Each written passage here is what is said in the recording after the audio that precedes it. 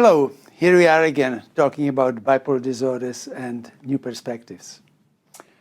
And today we will briefly review several useful insights that can be drawn from history. Several commonly held beliefs tend to really crumble when looked at through the eyes of history. And this has, of course, practical implications. And so we will explore essentially three issues. First, how old is the concept of bipolar disorder? Two, how well has it been developed? And three, how close are we to figuring out what's wrong with bipolar disorder?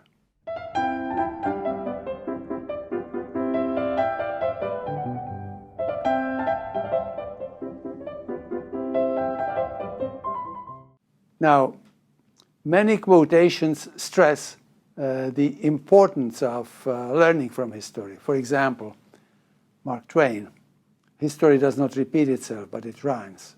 Or Bill Gross, there is no better teacher than history in determining the future, and that's what we want to know. It's important to identify the insights from the past, remember the lessons, and do not repeat them if possible. Now, from contemporary literature, one would conclude that the bipolar disorder actually has been with us for 2,500 years, since mania and melancholy were mentioned in Hippocratic writings in the 5th century BC. There is now, the other point is that there is now a stable, solid concept, full-fledged concept, particularly as captured in the Diagnostic Bible DSM-5. And there are also good reasons to believe that it's going to be the next advances in neurosciences that will finally give us sufficient understanding of the bipolar disorder. Now, these have been often quoted ideas in literature, and they seem comforting as long as you wish to support the status quo, the way the patients are treated these days. Unfortunately, a closer look at history just does not back up these statements. And I'm probably allergic to twisting history just to support wrong beliefs. Having lived through Nazis and then under Soviets for a long time, I saw what impact this can have. So just because you find words like melancholy, mania, and black bile in Hippocratic writings, it just does not mean that Hippocrates and his followers meant the same as we do now, and that they saw the same connection with biology. In fact, at that time, the words melancholy and mania had a very different meaning. They also covered many infectious and organic disorders that had in common that the people's behavior was either very speeded up or very slowed down, and they were talking completely incomprehensible. Today, we would not dream about considering such conditions as these organic conditions as bipolar. And the connection made in Hippocratic writings between black bile and melancholy did not mean some biological genesis. The Hippocratic concept was, in fact, completely esoteric and speculative, and rather than being biological. So, how old really is bipolar disorder in a historical perspective? It seems sensible to assume that the abnormal ups and downs of mood have plagued humanity since time immemorial. It's also true that the observation that abnormally slowed down, like depression-like, or speeded up manic-like behavior alternating in the same person was first noted already in antiquity. So, for example, Areteus wrote about it during the 3rd century BC. And French psychiatrists Faure and Ballinger reactivated the idea in the mid of 19th century. However, throughout most of the history, mental illness referred primarily to abnormalities of behavior and thinking, not feelings, not emotions. That was not the case. So if you were considered mentally ill, as they would say mad or insane at that time, it referred to how the person behaved and what the person said, not what they were feeling. So you can go as far back as Plato and Aristotle and find that thinking and intellect were really considered the defining human characteristics. Clearly, moods and affectivity played only a second fiddle, and throughout history were much neglected until the middle of 19th century. Earlier, melancholy had been mainly a form of delusional insanity with psychomotor retardation. And the subjective reports, including emotions, were really mostly mistrusted and not considered. Even neuropsychology focused mainly on localization of movement, speech, perception, and left moods completely out at the beginning. Fortunately, the romantic, then glorified passions, and during the 19th century in Europe, the interest in feelings and emotions certainly increased considerably. And then the distressing subjective experiences started being slowly incorporated into the concepts of disease. And melancholy, earlier characterized by a set of fixed thoughts, was transformed into depression by including feelings, affects, sadness, hopelessness, suffering. Now, when you look at the hospital records where the description of manic depressive illness appeared, and then the literature from those times, it indicates that the way we think about these abnormal moods, how we think about them now, about depression and bipolar disorder, that this has really roots somewhere in the second half of the 19th century. So the term of depression was really used for the first time in 1868. And longitudinal perspective and focus on the clinical course of illness, which is important, was really added by German physicians Karl Baum, Wernicke, and then fixed in Kraepelin's concept. And the gentleman who really played the most critical role in the formulation of manic depressive illness was Emil Kraepelin. Here we have a quotation from his writings that stresses the episodic course of the illness. He writes, "As a rule, the disease runs its course in isolated attacks, more or less sharply defined from each other or from health," and goes into the details. Now, I will cover this point in more detail, and as one can really extract this from his writings. So, the first point, the recurrence of illness. The point was that the illness was recurrent, coming back in episodes, either of mania or of depression. And Kraepelin's concept of manic depression included also recurrent depressions without manias, as long as the course was also episodic. Now, certainly, when patients were followed long enough, almost all had recurrences, and sooner or later usually had a manic episode. The second point, the attacks of mania and depression were clearly separated by free intervals, complete remissions. Complete remission meant really no residual symptoms. And so, if one would interview a patient during such remission and did not know the patient's history, one would actually not find anything unusual, abnormal. The third point was clustering in families, the third essential part of his concept. Kraepelin wrote about it, that the illness is appearing in the families. Now, that's the clustering, that's how I would put it these days. Kraepelin would describe it as hereditary endowment, but today we know that there is more to the clustering than just heredity involved in the family situation. The next point is also important. The hallucinations, the psychotic symptoms, hallucinations and delusions, were rare, and if they occurred, they were transitory and congruent with the patient's mood. In other words, if the patient was manic, his thoughts and thought distortions were also elated, expansive, ego-inflated, but always congruent with the mood that the patient was experiencing.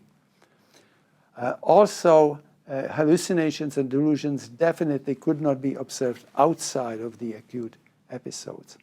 Finally, mania, in Kraepelin's concept, was primarily characterized by abnormal activation of energy, depression by slowdown psychomotor retardation. So, please do note that a century ago, Kraepelin did not define the manic depressive illness just by a set of symptoms, like the DSM-5 does now. He stressed the clinical profile and the various features of the illness, and he based his definition really on systematic, long-term observation of nearly 1,000 patients. And so he then writes in 1921, the keys to any understanding of the patterns of mental disorder must lie principally in general and particular characteristics of each patient. And interestingly, almost a century later, now using sophisticated techniques such as discriminant function analysis, even machine learning recently, we are finding in our research that the same clinical features Kraepelin postulated for manic depressive illness have also those bipolar patients who stabilize fully on lithium. There was a particular reason why Kraepelin had to put emphasis on the patient's clinical course and clinical pattern, clinical profile. During the 19th century, there was a high incidence of organic conditions, such as neurosyphilis, alcoholic dementias, alcoholic psychosis, and dementias altogether. And so, when such patients later died, the postmortem provided distinct structural abnormalities in the brain. And naturally, Kraepelin and his contemporaries had been expecting that similar detectable, visible anatomical abnormalities would be found in manic depressive illness. However, despite intense efforts over many years, no such abnormalities were found in manic depressive patients post-mortem. There had been another way to confirm the diagnosis, and so Kraepelin then put a strong emphasis on the patient's clinical profile and careful longitudinal clinical assessment that himself he was performing. In other words, emphasis on getting to know the patient well. Now, it's also important to stress that the concept of manic depressive illness was in Kraepelinian time developed by observing severely ill patients hospitalized in medical asylums and following them prospectively. Interestingly, physicians working in those asylums were actually not even called psychiatrists, that they were called alienists, based on the idea that they were working with, quote, alienated minds, unquote. Now, less severe problems, minor depressions, neurotic depressions, non-psychotic situations, were seen by neurologists and other physicians in private consulting rooms in the city, not by the hospital psychiatrist. And that particular tradition of neurological thinking, impacting and coloring psychiatry lingered on long time. I remember that even as recently as during the 1960s, when I was working as a visiting psychiatrist in Germany, I was actually called a Facharzt für Neurologie und Psychiatrie, specialist in neurology and psychiatry, not a psychiatrist. Today, the vast majority, the situation is entirely different. The vast majority of patients with bipolar and other mood disorders are seen in the community. Now, most have less severe disorders, come with a variety of presentations, not just depressions and manias, but also a large number of other manifestations of the same illness, particularly in the young people. They may come with anxiety states, phobias, obsessions, compulsions, isolated depressive symptoms, adjustment reactions, sleep problems, and it all eventually can be explained by the bipolar illness. But the diagnostic manual DSM-5 certainly has not yet caught up with this manifold reality. Now, It is therefore not surprising that many people now often end up misdiagnosed and treated without any benefit to them.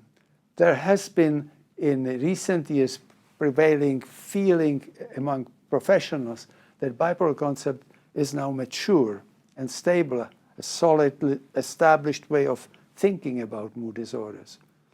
But if we pay attention to history, we can see that the concept continued and continues changing. Even during the decades that followed after the Kraepelin's teachings, his concept was hotly debated, often opposed, but eventually, slowly, step by step, spread. However, other senior psychiatrists changed the defining features many times. Furthermore, using other descriptions, similar symptoms set, tens of other classifications of mental disorders have been proposed. Particularly interesting was the concept of Karl Leonhardt, published in the 1950s. Now, of major importance in these developments of major mood disorders was actually the separation of bipolar and unipolar disorders. Patients with bipolar disorders suffered from both depression and mania, whereas those with unipolar experienced depressions only. Now, the distinction was based on a systematic, comprehensive research actually conducted initially in Switzerland by Professor Gilles Angst, and also by Carlo Paris, an Italian who was living up north in Sweden. And they made the discovery initially independently, but then wrote about it together, and it was accepted. Now, the continuing flux of ideas on how to best capture bipolar disorder never really stopped during the past century. Let me just briefly illustrate the changes that kept popping up within the DSM, the Diagnostic Manual. I'll try to go through it a bit more swiftly.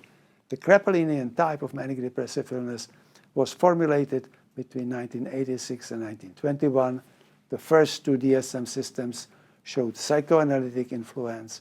So in DSM, published in 1952, there was Kraepelinian manic depressive psychosis changed into manic depressive reaction. Classified under affective reactions, it included 3 types of illness. Then in DSM-2, published in 1968, manic depressive reaction became manic depressive illness, but this time was classified under affective psychosis, added 3 times. It gradually became apparent that different psychiatrists diagnosed the same patients differently. And this was particularly striking when it came to international studies, international comparisons. And I particularly enjoyed the story that George Winokur, a prominent, a very colorful American psychiatrist, used to tell us. So in the late 1960s, when videotaping patients became very possible and very fashionable, British psychiatrists selected a patient that they considered a typical manic depressive, and they videotaped the patient, sent it to the American Psychiatric Association, and there, at their meeting of the 80 psychiatrists, 79 diagnosed this patient as schizophrenic, and George Winokur, the independent thinker, diagnosed the patient as manic depressive. And then later it spread. At that time, American psychiatrists put much more emphasis on odd thinking, abnormal thinking, and the changes in the feelings were kind of looked as a second fiddle, looked in addition. Now, furthermore, schizophrenia was probably favored because there was a widely accepted idea that by American psychiatrist Rosen, that schizophrenia can be helped effectively with particular type of intensive psychotherapy. So the creators of the next version of DSM attempted to resolve this lacking reproducibility of psychiatric diagnosis by operationalizing the process. And the committees of prominent psychiatrists were put together, created to define the symptom sets that should produce a replicable diagnosis. So in addition, by the time the third DSM was created in 1980, manic depressive illness finally became bipolar disorder, was classified under affective disorders, and included 4 types of illness. But that's not the end of changes. The changes continued. So during the DSM revisions in 1987 and 1994, the definitions changed and additional categories were added, such as bipolar II disorder and bipolar NOS, meaning bipolar not otherwise specified. Thus, many patients who had only few symptoms of abnormal mood and did not meet the criteria could suddenly be diagnosed as bipolar and tried on medications such as lithium. This way, a major widening, major expansion of bipolar concept took gradually place during the past 30 years. And the so-called bipolar spectrum was created. Now, that's been a result of 2 very separate forces. One fully justified, a recognition that bipolar disorder is still often underdiagnosed, particularly in recurrent depressions and some of the early manifestations of illness. In an extensive epidemiological investigation, Gilles Angst has shown that up to 45% of patients with recurrent depressions turn out in long-term follow-up to suffer from bipolar disorder, in fact. In addition, many young patients in early stages of developing bipolar disorder present only with non-specific manifestations, from anxiety problems to even sleep disorders. In such situations, one can really correctly identify what's going on only if one learns how not just the symptoms, but the whole clinical profile of the patient presents. On the other hand, included in the bipolar spectrum are now also many patients who have only some of the symptoms resembling bipolar. This leads to inflation of bipolar diagnosis and often to prescriptions of inappropriate medications.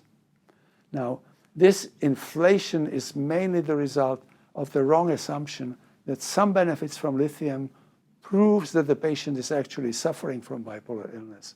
That's a misrepresentation because lithium, in fact, offers a variety of different benefits in addition to classical mood stabilization. So it can get confusing. So one could say that from the 5 major features of manic depressive illness that Kraepelin defined, the recurrence, episodic course, family history, and so on, psychiatrists have gradually abandoned 4 of the features. Only symptoms of abnormal mood were left, as you can see on DSM-5 on the next slide. In DSM-5, additional alterations of diagnostic criteria were made by a committee, and 1 type of bipolar disorder is dropped. But bipolar disorder is essentially identified only by a set of symptoms. You can see it very quickly. Move through the slide based really on symptoms. I will cover this issue in upcoming video in more detail. Yet the feeling still prevails that bipolar concept is now solid and fixed. If you also get a feeling that this goal has been achieved, consider that another committee has already been constituted to make some further, quote, refinements, unquote, of DSM into the DSM-6, I suppose, hoping that this time the changes will be based more on research rather than on opinions and ideas of committee members.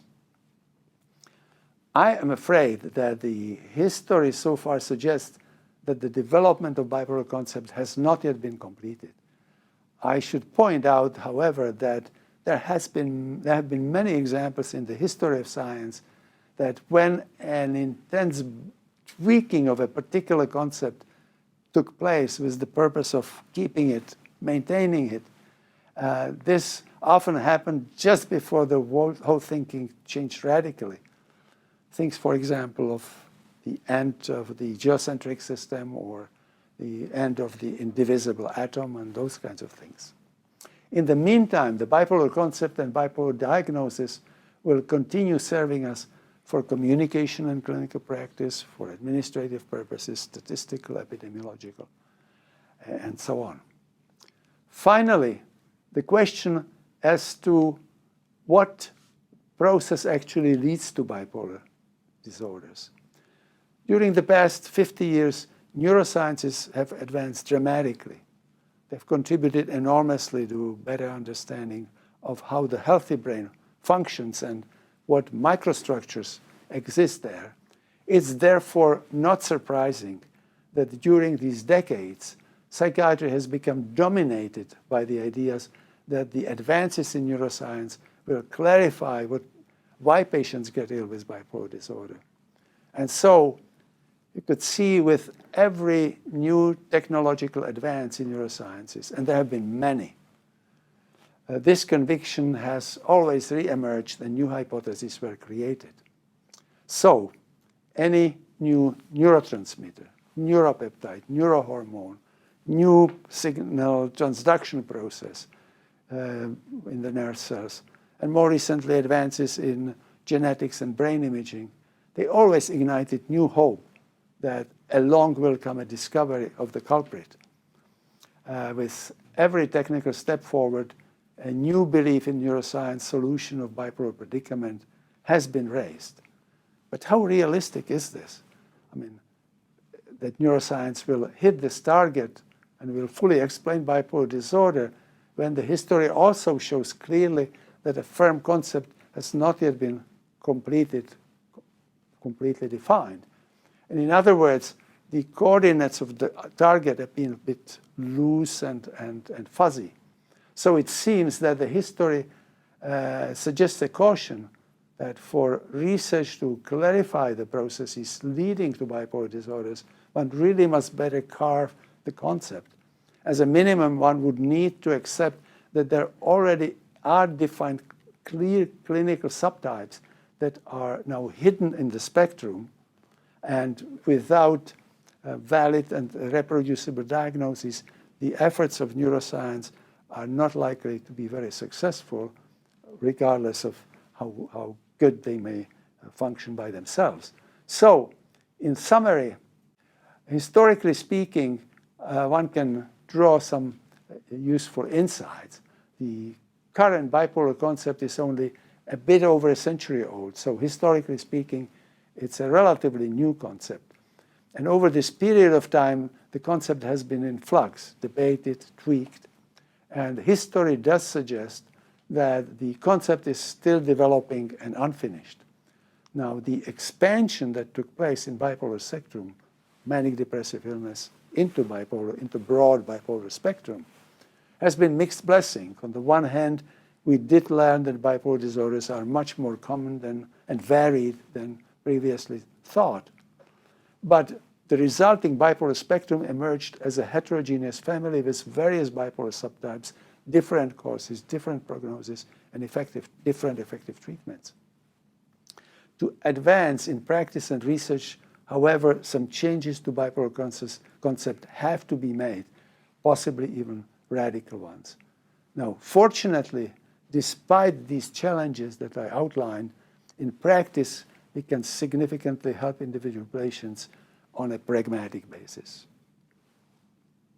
Thank you for your attention. Thank you for being here.